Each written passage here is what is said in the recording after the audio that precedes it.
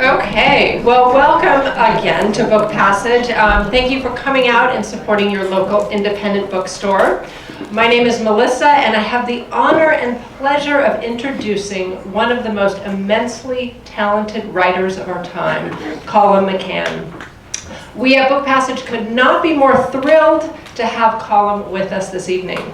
He is the best-selling author of the novels Zoli, Dancer, This Side of Brightness, Song Dogs, and 2 collections of short stories. His stunning book, Let the Great World Spin, won the National Book Award in 2009 and went on to be published in over 35 languages. Tonight, Colum comes to us with his latest book, Transatlantic. So, if you are all here because you were captivated by Colum's previous books, you are going to fall in love again. Transatlantic is an incredible story that spans 3 centuries and weaves the stories and fates of historical figures alongside of fictional characters. You will meet Frederick Douglass, transatlantic aviators John Alcock and Arthur Brown, Senator George Mitchell, and 4 unforgettable women. The way in which Colum unites these stories is phenomenal. He reminds us that our histories lie deep within us. And I've been trying to put a finger on it as I read this book. And one thing that struck me very clearly was that I was in the presence of a storyteller who is undeniably an old soul, and a handsome Irish one at that. And so may we please all give a warm welcome to a remarkable storyteller, Colum McCann.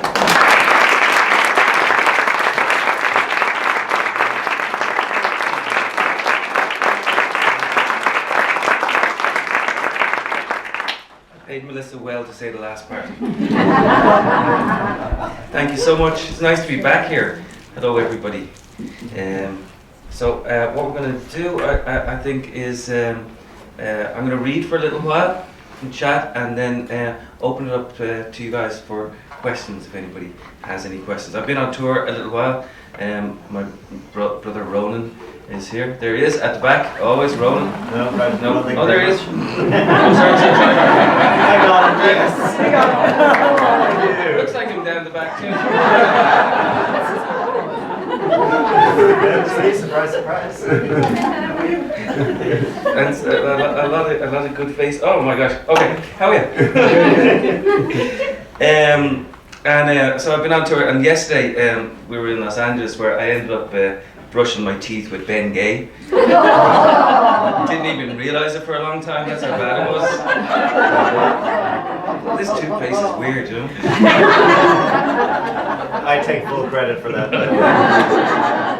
Ronan said it's much better than hemorrhoid cream. I don't know how he knows that. But there you have it. I took I have my beautiful phone. Look, I'm high technology these days. Took my phone away. Look, there, very good. All off. I'm going to read some pieces that I've never read before, and I was just chatting with Karen, and maybe this is the wrong thing to do, but I'm going to read from the very last chapter to begin with, and it sort of gives a little bit away about how these stories come together.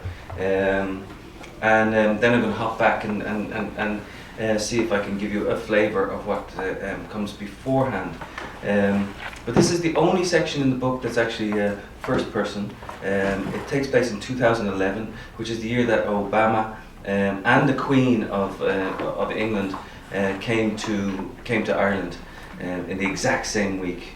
So there's plenty of Irish people know how important that week was, because she bowed her head at the Garden of Remembrance. And this chapter is called The Garden of Remembrance, but it's altogether a different form of remembrance. This is the last of 4 generations of women. I've had in my possession for many years now an unopened letter. It travelled by Vickers Vimy over the Atlantic almost 100 years ago. The thinnest of letters, no more than 2 pages, possibly only 1. The envelope is 6 inches wide, 4.5 high. It was once light blue, though is now discoloured with patches of smoke in yellow and brown. The writing on the front is faded and is just about legible, no postmark. It is crumpled at the edges and it has been folded over a number of times. For many years it was thrust in and out of pockets in cupboard drawers. At some stage it was ironed out and there is a burn in the upper right-hand corner, a small corruption of black near the indicia, and there are tiny water splats across the envelope, as if perhaps it was once carried out into the rain. There is no seal, no insignias, no discernible shape to what may lay inside. The letter has been passed from daughter to daughter and through a succession of lives. I am almost half the letter's age and have no daughter to whom I can pass it along. And there are times, I admit, that I have sat at my kitchen table looking out over the loch, and I have rubbed the edges of the envelope and held it in the palm of my hand and tried to divine what the contents might be. But just as we are knotted by wars, so mystery holds us together. I am ashamed to admit that I've spent much of my time with no particular purpose, unfaithful to my inner promises, a couple of years nursing, a decade in the Women's Coalition, some farming on the island, a few months selling cosmetics, a couple of years breeding bird dogs. I had a child at 19, lost him when I was 38. The bare truth is that I want nothing so much as to hold my dead son in my arms again. If I knew that I could see Thomas row a boat up to the shore, or walk through the kitchen in his wading boots, or step along the mud flats with his binoculars around his neck, I would tear every last piece of the letter, scatter the lives across Strangford and beyond. As it is, I cherish it. It is kept in the pantry of all places, on the middle shelf on its own, tucked inside a sleeve of archival plastic. I am partial still to the recklessness of the imagination. The tunnels of our lives connect, coming to daylight at the oddest moments, and then plunge us into the dark again. We return to the lives of those who have gone before, a perplexing Mobius strip, until we come home eventually to ourselves. I have no qualm about taking it out every now and then and examining it for whatever small clue it might give. The Jennings family, 9 Brown Street, Cork City, Ireland. There is a real flourish to the handwriting, a sense of curl and shape, a stylistic swerve. It was my grandmother, Emily Ehrlich, who wrote the letter, my own mother who brokered its passage, but it began with her mother, my great-grandmother, Lily Duggan, if anything ever truly begins at all. She was an immigrant maid from Dublin who moved to northern Missouri, where she married a man who cut and preserved ice. I have often wondered what might have happened if the letter had made it to its proper destination in Cork. What random turn of events might have grown out of it, what chance, what accidents, what curiosities. Opened, it could have been burned, or dismissed, or cherished, scrapped, left to mould in an ancient attic somewhere, the territory of a squirrel or a bat. Unopened, the letter is even less effective, of course, except for its preservation of possibility, the slight chance that it contains a startling fact or an insight into some forgotten beauty. But all of this is hardly new or much of a revelation. There's simply no way to know what would have changed, or how the lives might have touched each other or parted, or what shape they could have taken with the slice of a knife through an envelope. So many of our lives are thrown into long migratory orbits. The fact of the matter is that I once held my breathing son close to my ear, but he was shot dead on a wet October morning in the fierce dark before dawn, and there are moments that I would like to know what might have happened if it hadn't happened, and why it happened the way it did, and what it might have taken to prevent it from happening. And most of all, I would like him to be here once more, alive and tall and truculent, and willing to defend me from this latest storm. So, I actually flirted for a long time with the notion that that should or could be the start of the novel. This is my book. If anybody wants to sign it later on, come up and sign it.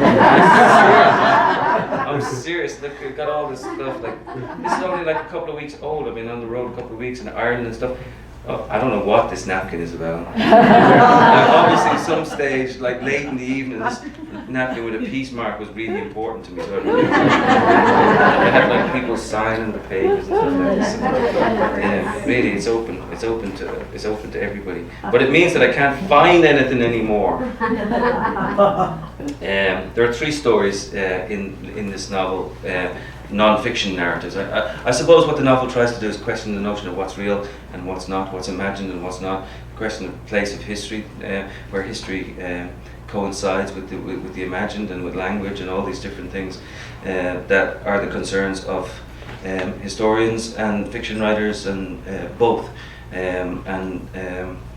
So we take Frederick Douglass landing in Ireland in 1845, 27 years old, still a slave, and he goes on a tour, an abolitionist a lecture tour about abolition, and an incredible thing happens. He says that when he gets to Ireland, lo, the chattel becomes a man, and so that's the first piece I'm going to read to you chronologically, and I see if we'll be able to pull it all together. But I'll just read a piece where Douglass meets the famine. And this is where his real contradictions begin. So he's out with his publisher, Richard Webb, who is an Irish Quaker. He and Webb don't necessarily get along too well, but they've been in Dublin a long time, where Douglass was a real dandy. I mean, Douglass was 27, as I said, and beautifully dressed, and like all the Victorian women wanted to go have a picnic with him. You know, it was like... and he sort of was on a high, but then they go south down towards Waterford, and then they turn towards Cork, and things start to change. And this is one of the scenes. So they're in a horse and carriage. There was a smell out over the land. The soil had been turned. The blight had flung its rotten odour into the air. The potato crop was ruined. "It's all they eat," said Webb. These are the days of the Emersonian self-reliance, the ideas, all these essays that were coming in from America. "It's all they eat," said Webb. "But why?" "It's all they have," said Webb. "Surely not. For everything else they rely on us." British soldiers galloped past, hoofing mud up onto the hedgerows, green hats with red badges like small splashes of blood against the land. The soldiers were young and they were frightened. There was an air of insurrection about the countryside. Even the birds seemed to howl up out of the trees. They thought they heard the cry of a wolf, but Webb said that the last wolf had been shot in the country a half-century before. Creeley, the driver, began to whimper that perhaps it was a banshee. "Ah, quit your foolishness," said Webb. "Drive on." "But sir..." "Drive on, Creeley." At an estate house, they stopped to see if they could feed the horses. 3 guards stood on the gate, stone-carved falcons at their shoulders. The guards had shovels in their hands, but the handles of the shovels had been sharpened to a point. The landlords were absent. There had been a fire. The house smouldered. Nobody was allowed past. They were under strict instructions. The guards looked at Douglass, and they tried to contain their surprise at the sight of a Negro. "Get out of here," the guards said. "Now!" Creeley pushed the carriage on. The roads twisted, hedges rose high around them. Night threatened, the horses slowed. They looked ruined. A gout of spittle and foam hung from their long jaws. "Oh, move it, please," called Webb from the inner cab where he sat knee to knee with Douglass. Under a canopy of trees, the carriage came to a creaking stop. A silence pulled in around them. They heard a woman's voice under the muted hoof shuffle. It sounded as if she was invoking a blessing.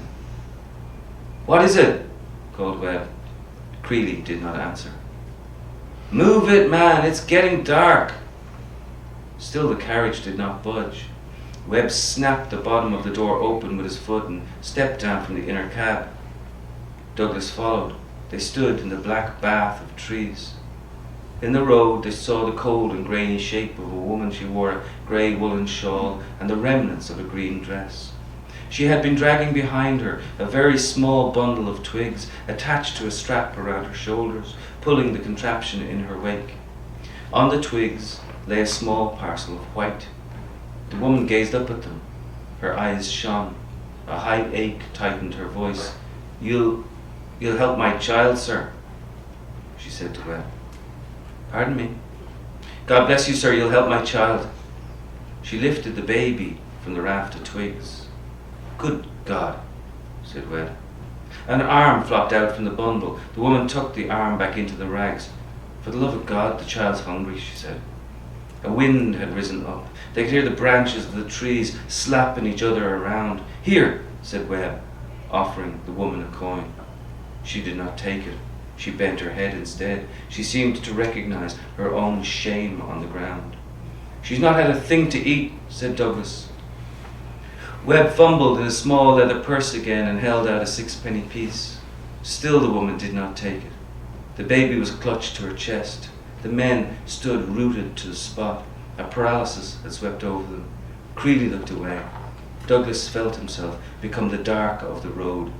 The woman thrust the baby forward. The smell of death was overpowering. Okay, whoops, my cards just fell. Somebody sent me a card from Mr. Obama. I had the most amazing thing happen to me the other day. This is kind of boasting, but Mr. Obama quoted a thing that I'd written about peace in his speech in Northern Ireland. I woke up to a flurry of emails, including some friends saying, "You just got name checked." I think it's just hilarious. But this book is very much about peace and about people who take the war out of the machine. I think morally Douglas was interested in taking the war out of the machine, and the machine was a different sort of machine. The machine was an idea. I think Mitchell was really interested in taking the war out of the machine being Irish history and British history, and he did so in the most spectacular way, which I'll talk about in a minute. But these two men, Alcock and Brown, who did the very first transatlantic fight, literally took the war out of the machine, because they took a Vickers Vimy and they replaced the bomb. It was a bomber, a World War I bomber, and they came out of that terrible, horrible cauldron of dying of World War I, and they replaced the bomb bays with petrol tanks, and they made their way from Newfoundland all the way across to Ireland, and I'll just read their lift off, I suppose. Somebody sign this page. In Lindbergh. Dan Lindbergh. I need to get Lindbergh to sign it somehow. These guys were 8 years before Lindbergh? 7 years before Lindbergh, right? 8 years before Lindbergh. Lindbergh was 27. And I think Lindbergh was the summer then too. Lindbergh arrived in Paris, and okay, so yeah, basically 8 years. Incredible. These guys didn't even have a gyroscope. I don't know if there's any pilots in the US, but it's like trying to drive a car without a steering wheel. Unbelievable. And so they're in a machine that basically was open cockpit, and this is the moment for them to this is just their takeoff. A strong wind arrives from the west in uneven gusts. They are 12 hours late already, but now is the time. The fog has lifted and the long-range weather reports are good. No clouds. The sky above seems painted in. The initial wind velocity is strong, but will probably calm to about 20 knots. There will later be a good moon. They climb aboard to scattered cheers, secure their safety belts, check the instruments yet again. A quick salute from the starter. Contact! Alcock opens the throttle and brings both engines to full power. He signals for the wooden chocks to be pulled clear from the wheels. The mechanic leans down, ducks under the wings, armpits the chocks, steps back, throws them away. He raises both arms in the air, a cough of smoke from the engines, the propellers whirl. The Vimy is pointed into the gale, a slight angle to the wind. Uphill, go now, go! The waft of warming oil, speed and lift, the incredible roar, the trees loom in the distance. A drainage ditch challenges on the far side. They say nothing, no, Great Scott, no chin-up, old sport. They inch forward, lumbering into the wind. Go now, go! The weight of the plane rolls underneath them. Worrisome, that. Slower now than ever. Up the incline. She's heavy today. So much petrol to carry. 100 yards, 120, 170. They are moving too slow, as if through aspic. The tightness of the cockpit, sweat accumulating behind their knees. The motors strike hard, the wingtips flex. The grass beneath them bends and tears, bumping along on the ground. 250. The plane rises a little and then sighs again, jarring the soil. Good God, Jackie, lift her! The line of dark pine trees stands at the end of the airfield, looming closer, closer, closer still. How many men have died this way?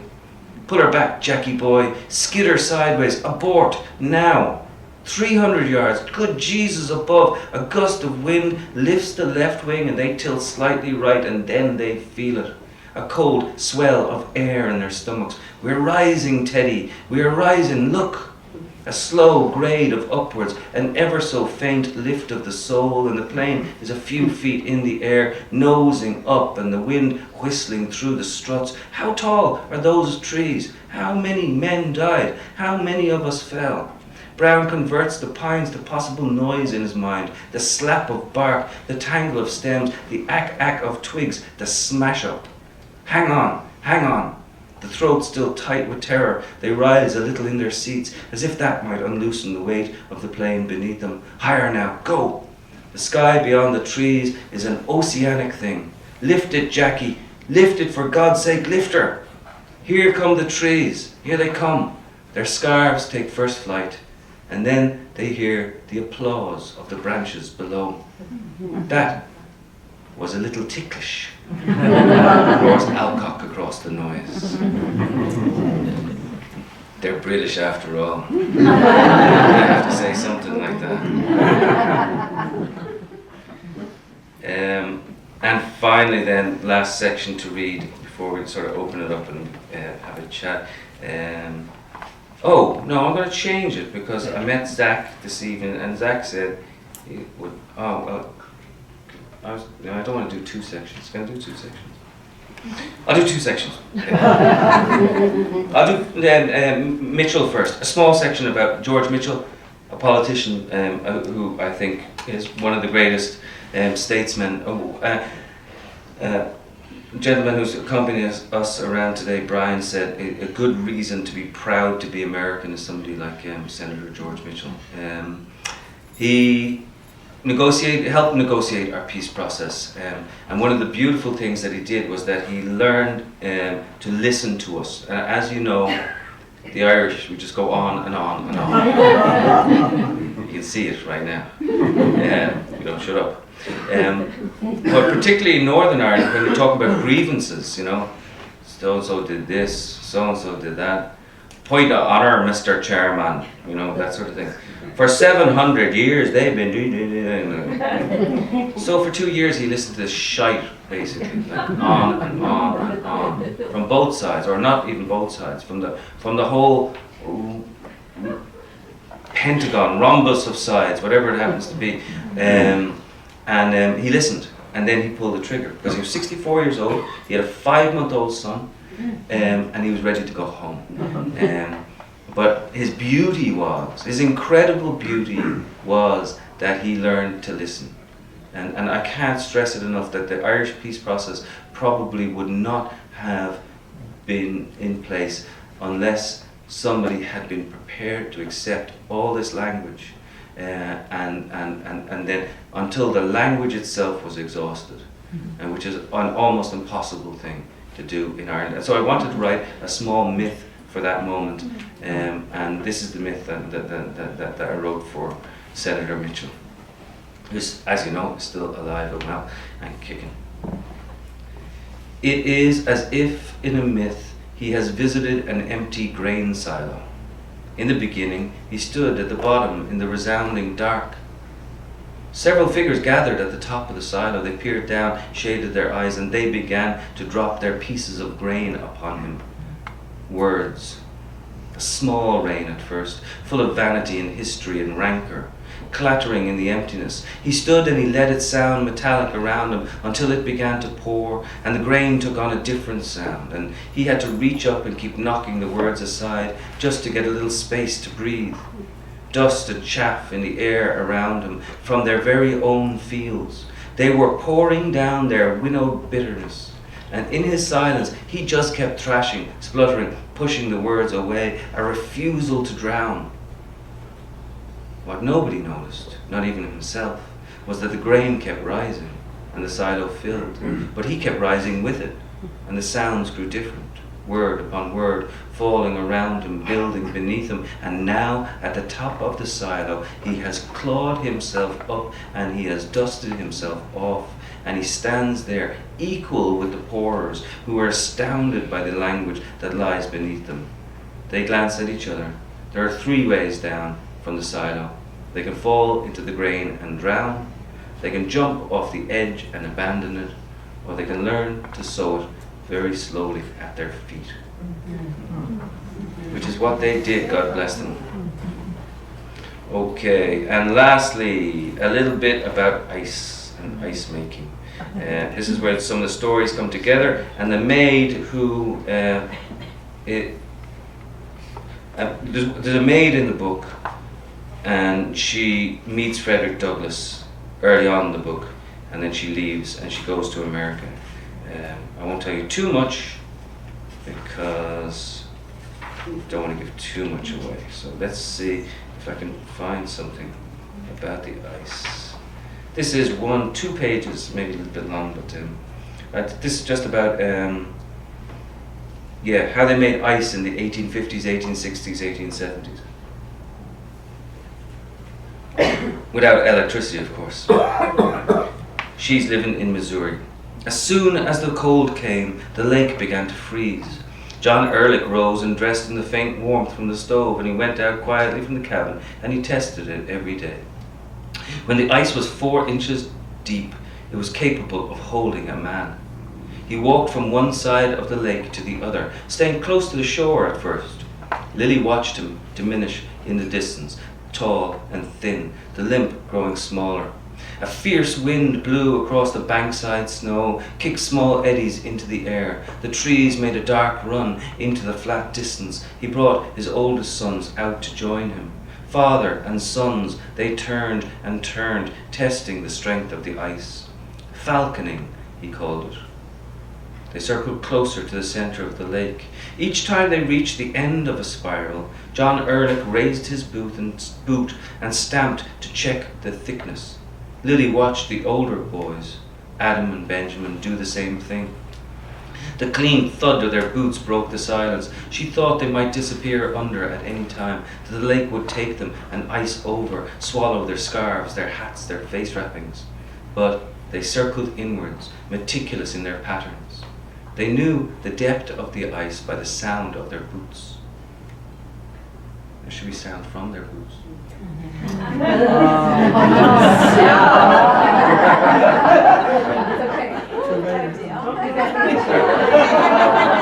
I'll make a phone call. Who the hell copy edited this thing?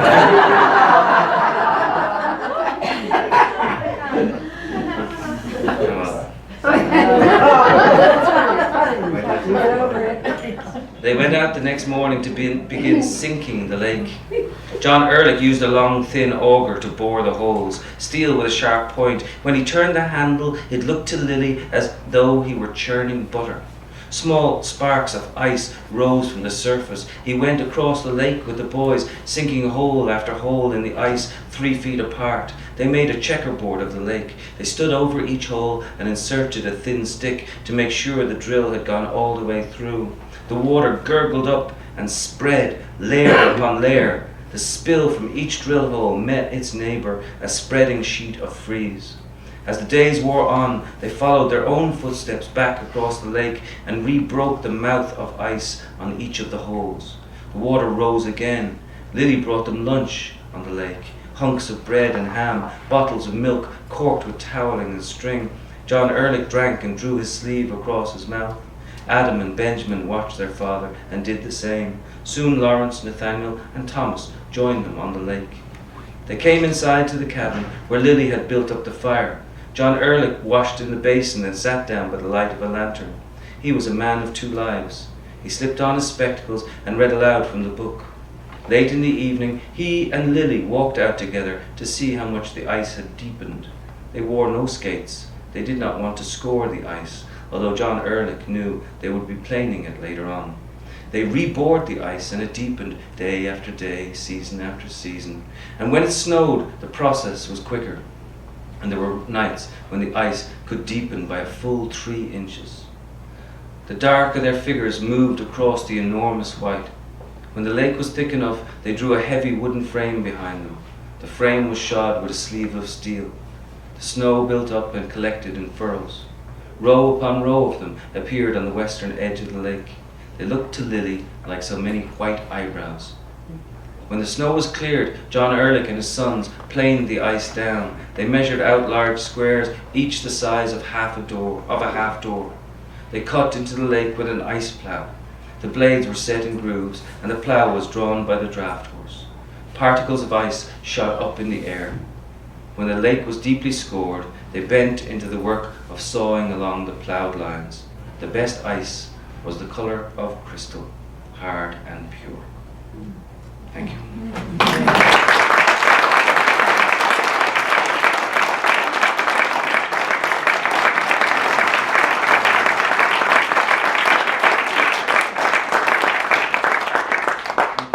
Very much. Thank you for coming out and listening. It's nice to see lots of friends and people I recognise in the audience actually. We're gonna ask questions? Yes. Okay. Opening it to you, please. And be careful, I'm a teacher. If you don't ask questions, I'm gonna say them. I have a process question. So when you're writing a book like this that's of a time period in which you did not actually live, how much research do you do before you start writing, or do you sort of do that as you go along? I do both.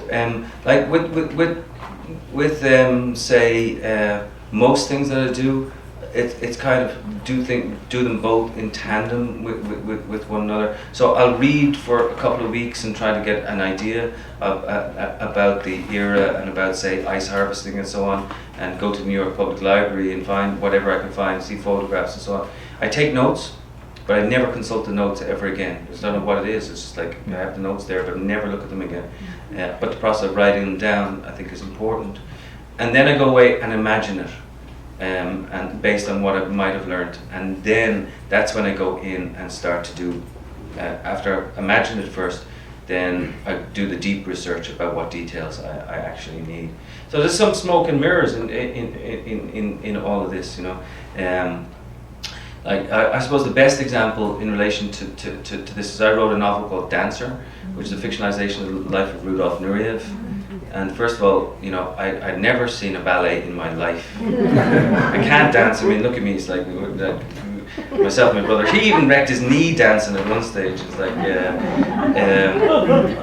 But the thing is, with something like dance, you have to find a detail so extreme that only a dancer would know it. And so you search and search and search for something. And I remember being at the ballet with my daughter Isabella, and she was really into it at that stage. And she was 3, I think, and she grabbed my hand and she said, and we were watching Swan Lake, and she said, and the snow was coming down and all that, you know. And she said, "Daddy, are they real?" I thought, oh, how beautiful is that? Like a couple of days later, I'm talking to a dancer, and she said that she hated the moment when the snow came down. I was like, why? She says, because you're there on stage, and they sweep it up every night, the exact same snow, and they put it in a net, you know, and it comes down, it's got dust in it, mouse shit, and pegs of earrings, and they're up there looking at this and get banging on their head. But only a dancer would know that detail, so once you find that detail, you can actually use that detail and then pretend that you know all the other details, even if you don't. I hope that answers the question. Right. So how did you get the remarkable detail of Alcott and Brown's flight. Exactly. Well, Alcock and Brown's flight was really interesting, and thank you for your question.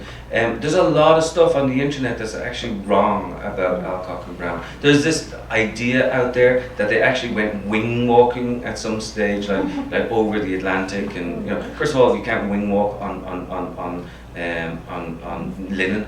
It's just not a good idea.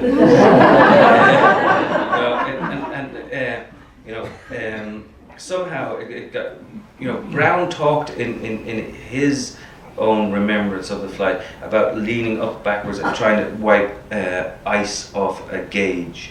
And some people got the actual geography of the plane wrong and said that he must have gotten out of his cockpit, which would have been absolutely impossible.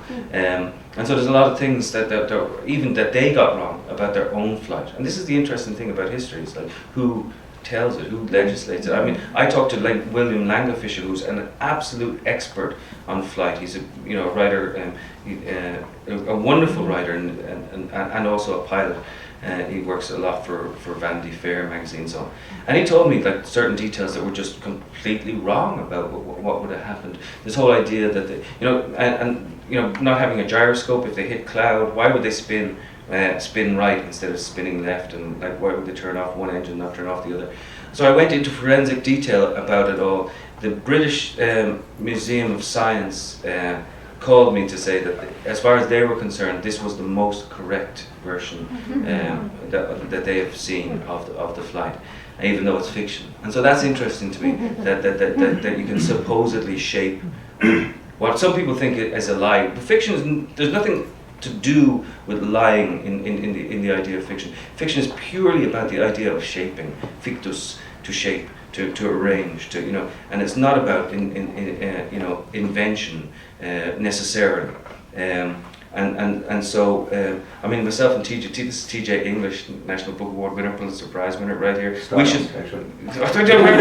Styles, but I was just thinking TJ English, sorry, TJ Styles. I just saw TJ English the other day in New York. Sorry, but you all know him, and we would. I wish we could have a debate sometime about like history and fiction and where they intersect, and because who gets to legislate what the actual truth is. It's a really interesting dilemma, but he does it so beautifully anyway. So, as you know. Any other questions or comments? Thank you. I've always been curious as to what prompted you to write Zoli. Oh, Zoli. This is a novel, three novels ago, about the Romani people in Eastern Europe, and it's the story of a Romani woman, a poet, what prompted me to write it? I read a book by Isabel Fonseca, who's the wife of Martin Amis, and she wrote a beautiful book called, what's it called? So I'm getting everything wrong. Bury Me Standing. Yes, Bury Me Standing. And there was a photograph in there of Papushka, a gypsy woman or a Romani woman who had been exiled from her own people, and I'd been writing a lot about exile and the notions of exile, and this was to me a way to push it into the extreme. I just couldn't get her out of my head, and also I thought that there hadn't really been a lot of good books written about the Romani people. And then afterwards I got a lot of these comments like, oh, it's a book about gypsies, as if there's only ever one book that you can write about gypsies. And that's crazy, and there's 15 million people of Romani extraction in the world, which is almost about the same number as the Jewish culture. And the Jewish culture has been so good and so profoundly good about telling a story over and over and over again, and realizing the necessity of doing so. The Romani culture has hidden its story very, very much, and that's part of what perpetuates some of the stereotypes and the violence that's perpetrated upon them. So I just wanted to write about it. I loved Let the Great World Spin, as most people in the room probably did.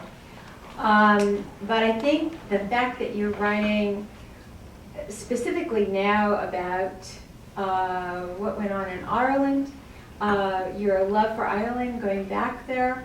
But I think what you did for New York when you wrote that book was just extraordinary, because I heard you say, I believe, and I've heard you on NPR, that it was because you were so upset by our thinking of the Twin Towers as the casualty of the terrorists, and instead you wanted a different feeling for us. Right. And I just think that was wonderful.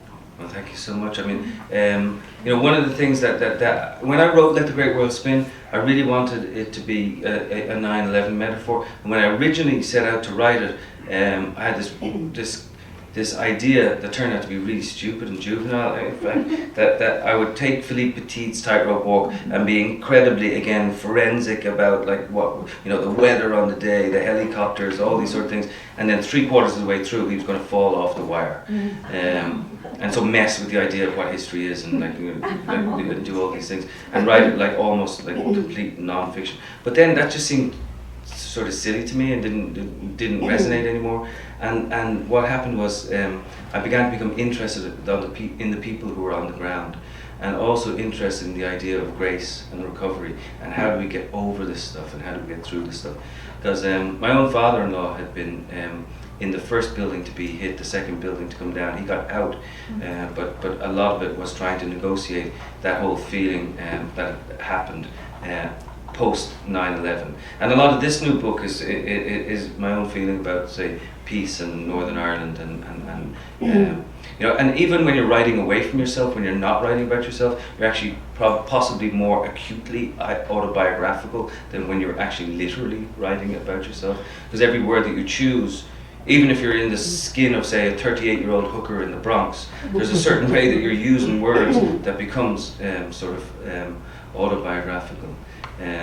But don't put me in the couch with Mr. Freud, because that'd be a mess. And I love writing about women. This is another thing. I really love writing about women. It's like, I don't know the answer to why. I don't want to know the answer to why. And one last question, I think. Yeah. Thank you. Have there ever been pieces of your writing that you're so enamored of and so proud of or so close to that the outside world of critics has criticized in a less than favorable way that has bothered you or disturbed you? You must have pretty thick skin even though most of your reviews are so great. And if that's happened, could you share? I always wonder what a writer thinks, because you put so much of yourself into what you do in such a lovely way. Did everyone hear the question? Here, Jim. I pay a lot of money for those good reviews.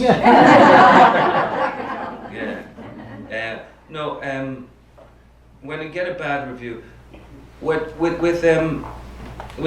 Zoli, in fact, I got a bit of a hammering, and it also didn't sell very well, and I was annoyed, but then also kind of proud in a way, and I love to have my back up against the wall. And this is the way that I think it's the only way to do it, because when you come out and you have a book then that's successful, you're standing in the middle of the room, and you're aware that you're being looked at from all different angles. And when really what the writer wants to do is retreat into the corner and fight, because I love the idea of being competitive. I also love the idea of stamina and perseverance and having to work against something because you believe in something.